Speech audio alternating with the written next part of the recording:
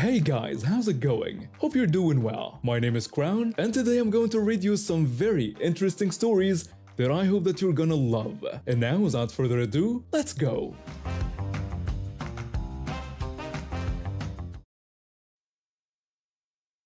As a single dad raising two kids, I always dreamed of giving them a stable home in a good neighborhood. After years of saving and working extra shifts at the hospital as a nurse, I finally managed to buy a house in the peaceful suburban area where my best friend lived. It was perfect, just a couple blocks from my kids' school, friendly neighbors, and that small town feel I'd always wanted for my family. My wife had passed away 5 years ago, and this move felt like a fresh start for all of us. The first 3 years were everything we'd hoped for. My kids made friends in the neighborhood. I could walk to my best friend's house for weekend barbecues, and our neighbors across the street would bring us holiday cookies every December. Life was good. Then COVID hit, and everything changed. Our neighbors across the street lost their jobs and had to move before the eviction moratorium kicked in. We helped them pack, and my kids cried when they left. Their daughter was in the same grade as my youngest. A month later, new tenants moved in, and that's when our nightmare began. The first time I met them, I tried to be welcoming. I introduced myself politely, explaining that I lived across the street with my two kids. The woman just stared at me like I was selling something and shut the door in my face. As soon as the lockdown started, they turned their house into party central. Every single night, without fail, their house would be packed with people. Cars lined both sides of our street, making it nearly impossible for emergency vehicles to get through if needed. The music was so loud that my kids couldn't sleep, even with white noise machines running. My best friend, who lived in the next cul-de-sac, would text me almost every night, complaining that he could hear the bass from inside his bathroom. I would always reply that yes, it was them again, and I'd try talking to them the next day. I tried being nice about it. Really, I did. I even brought them a six-pack of craft beer and offered to share some marijuana, hoping to build some goodwill. That's when things got ugly. The husband got in my face, accusing me of trying to bribe them and threatening to make my life hell if I didn't mind my own business. His wife, who I came to think of as Karen, joined in with her own threats, pointing out that they knew I had kids and suggesting something might happen to their bikes in the driveway. That's when I started calling the police. Every night for 4 months straight. Other neighbors joined in too, but nothing changed. One by one, my neighbors started putting up for sale signs. I couldn't blame them, but I was still underwater on my mortgage and couldn't afford to move. Then came the final straw. A police officer showed up at my door one night and told me to stop calling them. He said the noise complaints were becoming a nuisance, and they had more important things to deal with. When I pointed out the threatening behavior and noise violations, he simply told me to either deal with it or move. That's when the housing market suddenly went crazy. Houses in our area were selling for $40,000 to $50,000 over appraisal. We listed our house hoping to at least break even, and within 3 days we had multiple offers well over asking price. But one offer caught my eye. It was $20,000 lower than the others, but it came with a letter and a photo. A young couple expecting their first baby, with a German Shepherd and a patrol car in the background. The husband had just been assigned to our local police department. I knew right then what I had to do. The day we moved out, Karen and her husband were throwing another massive party. They even had the nerve to blast "Kiss Him Goodbye" when they saw our moving truck. I just smiled and waved. The next day our buyers moved in. That night, there was no party. Or the next night. Or the night after that. Now when I drive by to visit my best friend, I see Karen and her husband sitting quietly in their garage, looking absolutely miserable. Their party house has turned into a prison, with a patrol car parked right across the street. Every time I pass by, I honk and wave enthusiastically. Sometimes, if I'm feeling particularly cheerful, I roll down my window and blast "Nana Hey Hey, Kiss Him Goodbye." Last week I heard from my best friend that they put up a "For Rent" sign. Apparently, living across from a police officer isn't their idea of a good time. But the best part, no one's interested in renting their place. Seems like their reputation has spread through the neighborhood grapevine. My kids and I love our new house. It's in an even better neighborhood, and our new neighbors are amazing. Sometimes karma takes its sweet time, but when it hits hard. Let me tell you about the most entitled person I've ever met. My girlfriend and I had just moved in together a few months ago, and to save money, we decided to share a car. It wasn't ideal, but we made it work since our workplaces were only about 10 minutes apart. I'd drop her off at the hospital where she works as a nurse, then head to my job at the marketing firm. That one morning, we were both exhausted. She had just finished a string of night shifts and was transitioning back to day shift, while I had stayed up late finishing a crucial presentation for a client. We left home at 7:30, both of us clutching our coffee cups like lifelines. The morning was going as usual until we stopped at a red light downtown. We were first in line and traffic was backed up behind us. Typical rush hour stuff. I remember checking the time, wondering if we'd make it before my girlfriend's shift started. Then it happened. Wham! The impact slammed us forward, and our heads snapped back. My coffee splashed all over the dashboard, and my girlfriend's hit the windshield. For a moment, we just sat there, stunned. I looked in the rearview mirror and saw a woman in a business suit still holding her phone. Great. The woman got out of her expensive SUV, and instead of apologizing, she had the nerve to complain about being late for work and demanded we make this quick. My girlfriend and I exchanged looks of disbelief. I calmly told her we needed to exchange insurance information and document the damage. That's when she had the audacity to suggest there was no proof she had caused the damage. Something in me snapped. Maybe it was the lack of sleep, or maybe it was watching my girlfriend rubbing her neck in pain, but I lost it.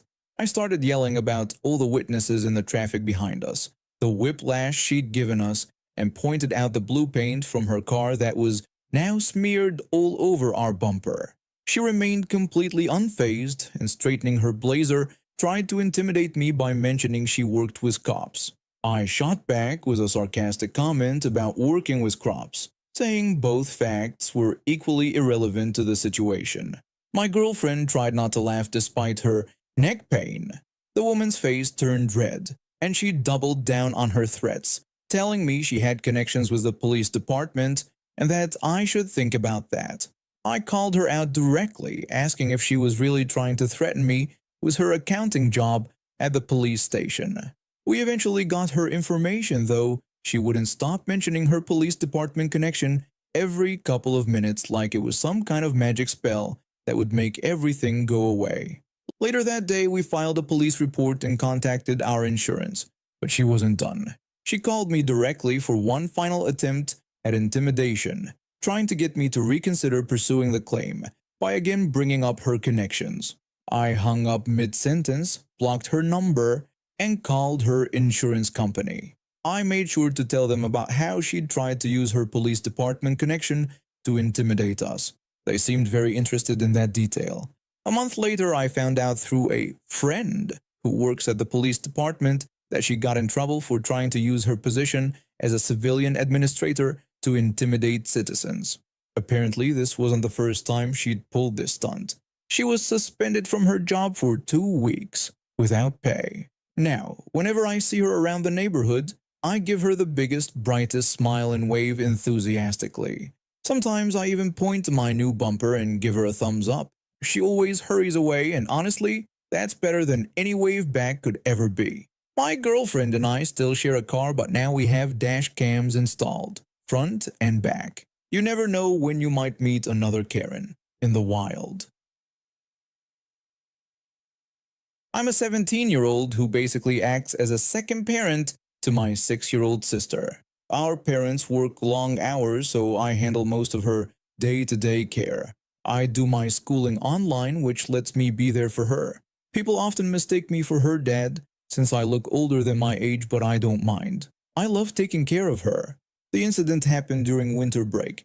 Indiana winters can get pretty intense, and we were having a particularly snowy day. My sister and I were in our front yard building snowmen. It's our favorite winter activity. I do the heavy lifting while she makes the snowballs. We had just finished our 4th snowman when I decided to go make us some hot chocolate. I told her to keep playing while I went to get some hot cocoa. She responded with an excited yell, clearly happy about the promised treat. Our yard has a fence, so I thought it would be fine to pop inside for just a minute. That's when everything went wrong. I was in the kitchen when I heard crying. At first, I thought maybe one of the snowmen had fallen over. I called out to her, telling her to calm down and come inside because the hot cocoa was ready. The crying didn't stop. Then I heard laughter. I ran outside without even grabbing my coat. 3 teenagers from the local high school were in our yard. I recognized one of them. He had a reputation for bullying younger kids. Our snowmen were completely destroyed, but that wasn't what made my blood boil. The main teen mockingly asked my sister if I was her dad, comparing her to Humpty Dumpty. My sister didn't answer him. That's when he did something unforgivable. He pushed her. She fell backward and hit her head on the sidewalk. Blood started pooling beneath her head, and she was screaming in pain. I rushed to help her, but the other 2 teens grabbed my arms from behind. I yelled at them to let me go, telling them she was hurt. While they held me back, the main teen started piling snow on my sister's face. Her screams turned into weak whimpers, and I've never been more terrified in my life. Something in me snapped. I bit down hard on one teen's thumb until I tasted blood. He let go, screaming, and I charged at the main teen. I'm a big guy, 6 feet tall and 330 pounds. I've played football all my life, so I know how to use my size. I tackled him to the ground and started hitting him. I only stopped when I felt something hit the back of my head. The 3rd teen had struck me with a brick. Even with blood running down my neck, I wasn't done. I slammed the brick-wielding teen into my dad's truck, then brought my knee up into his face. When he fell, I grabbed the brick and, well, let's just say he won't be using his hands the same way again. The 3rd teen ran away and called the police, claiming I had killed his friends. I managed to call an ambulance for my sister before passing out. I woke up handcuffed to a hospital bed. My hands were broken in multiple places and I needed stitches in my head, but my sister was okay. She had lost blood, but would make a full recovery. The teens weren't so lucky. The one I bit nearly lost his thumb. The brick wielder lost 3 fingers and can't use his right hand anymore. The main teen who hurt my sister got the worst of it. Lost sight in one eye, fractured skull, broken jaw, missing teeth, and almost died from brain swelling. A police officer came to question me, but after reviewing our security footage, they ruled it as self-defense. No charges were filed. The teen's parents tried to press charges, but the video showed them assaulting a 6-year-old child and attacking me with a brick. They ended up getting charged instead. Those 3 teens got expelled and faced juvenile detention. Their parents had to pay for my sister's medical bills and our destroyed property. They also had to install better security cameras around our house. My sister recovered fully and still loves building snowmen, but now we only do it in our backyard where it's safer. I did break both my hands defending her, but I'd do it again in a heartbeat. Nobody messes with my little sister and gets away with it. Those teens learned that lesson the hard way. I've been working at this large car dealership for about 7 years now as a service writer. It's a pretty sweet gig. I basically act as the bridge between customers and our mechanics. After working my way up from being a mechanic myself, I found I had a knack for explaining technical stuff to customers in ways they could understand. Plus, I actually enjoy helping people figure out what's wrong with their cars. Well, most people anyway. Let me tell you about this absolutely wild situation that happened just last week. It started out as a totally normal Monday. It was pouring rain outside, which usually means a slower day for us. This woman comes in for some routine maintenance. Nothing major, just your standard service stuff. Everything was going fine until one of our porters had a minor fender bender with her car while moving it around the lot. Now these things happen occasionally and we always make it right. My manager immediately stepped in and assured her they would fix the bumper entirely at their cost, promising not to report it on the vehicle history. He also offered her a free rental car while they made the repairs. The woman seemed satisfied with this at first, even pleased about getting a free rental. Little did we know what was coming. A week later, her car was all fixed up, looking good as new. Our manager started calling her to come pick up her car and return the rental. She kept making excuses and refusing to come in. When she finally did show up, That's when things got really interesting. She bursts into the service center, already filming everything on her phone, demanding to have her lawyer and an independent appraiser present before accepting the vehicle back. She accused us of trying to pull the wool over her eyes. My manager, keeping his cool, told her that was completely her right, and she was welcome to have both an appraiser and lawyer examine the vehicle. However, he explained she would need to return our rental car now and take her vehicle while she arranged that. She refused outright and made an even more outrageous demand. She wanted a brand new car as replacement if the repairs were imperfect. My manager denied this request and again asked for the rental keys. While this is going on, my supervisor quietly slips out and strategically parks another vehicle to block in the rental car. Smart thinking on his part. When Karen storms out, planning to drive off in the rental, she finds herself blocked in. She started screaming at the top of her lungs, accusing us of trapping her in, claiming it was kidnapping and false imprisonment. She kept yelling that she was recording everything for her lawyer. She's literally screaming at the top of her lungs in an almost empty dealership, still recording everything on her phone. My manager, still maintaining his professional demeanor, explained that her car was completely unblocked and she was free to leave in her own car at any time. We just needed the rental keys returned. She continued being difficult, screaming that she wasn't leaving the rental car and we couldn't make her. That's when my manager had enough and called the police. 2 officers show up pretty quickly. After hearing both sides, the male officer explained to her that she needed to return the rental keys, making it clear she couldn't keep their car and wasn't entitled to a new vehicle. He warned her that refusing to return the keys would result in her arrest for theft. She tried to argue that we had damaged her car, but the female officer cut her off with an ultimatum: either hand over the keys voluntarily or she would personally remove them from her possession. She threw the keys at my manager with all the attitude she could muster and stormed off to her car. But here's the absolute best part. Remember that rental car she was trying to steal? Turns out it was actually one of our prize cars, meant for an upcoming dealership promotion. We were just using it temporarily as a loaner vehicle. A week later, I saw it being given away to the actual contest winner, a sweet elderly couple who couldn't have been more grateful. And we later found out Karen tried to leave negative reviews everywhere she could, but since she'd recorded everything herself, we just responded by posting clips from her own video showing how reasonable we'd been. Those reviews disappeared pretty quickly after that. My wife and I had been working overtime for 3 years straight to save for our dream house. Between her nursing job and my teaching position, we barely had time for vacations. When we won an all-expenses-paid luxury trip to the Maldives through a radio contest, we were thrilled. The prize included a week at a 5-star resort, flights, and exclusive excursions, worth nearly $15,000. The catch? My wife felt obligated to invite her sister, who was going through a rough time after her 3rd divorce. When I expressed concerns about her sister's demanding nature, my wife insisted that family should stick together, especially when someone's feeling down. I should have put my foot down right there. The drama started at the airport. Her sister complained about flying economy and demanded an upgrade, claiming back problems. After my wife's pleading, I spent $2,000 of our savings on her first-class upgrade while we stayed in economy. Red flag number 1. At the resort, she complained about the rooms not being connected, insisting she needed constant access to us.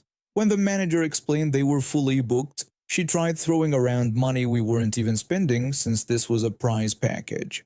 She skipped every planned activity. The dolphin-watching cruise was too humid, the snorkeling was too salty, the spa days masseuse looked unprofessional, and the sunset cruise would make her seasick.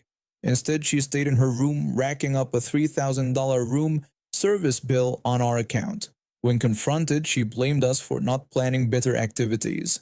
That night, my wife broke down crying, finally seeing how her sister had ruined our special trip. We made our decision. The next morning, while her sister enjoyed her fancy room service breakfast, we packed up and left. Our note at the front desk simply explained that since only room service met her standards, she could pay for it herself. We'd removed her charging privileges and reminded her that her flight home was in part of the package. She called us 47 times that day. We didn't answer. Later, we learned she had to call our parents to bail her out and pay for her flight home. She hasn't spoken to us since then. Best vacation ever. And now we have reached the end of today's stories. Thank you for watching, and see you next time.